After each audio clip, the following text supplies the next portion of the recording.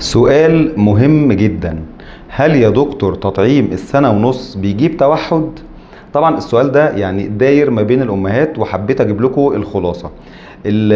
طبعا إجابة السؤال مفيش حاجة اسمها كده، دي خرافة. طب جت منين الخرافة دي؟ في زمان كده كان في عالم يعني عمل دراسة بيقول فيها إن تطعيم السنة ونص اللي هو MMR اللي هو الثلاثي بيجيب توحد. خلاص.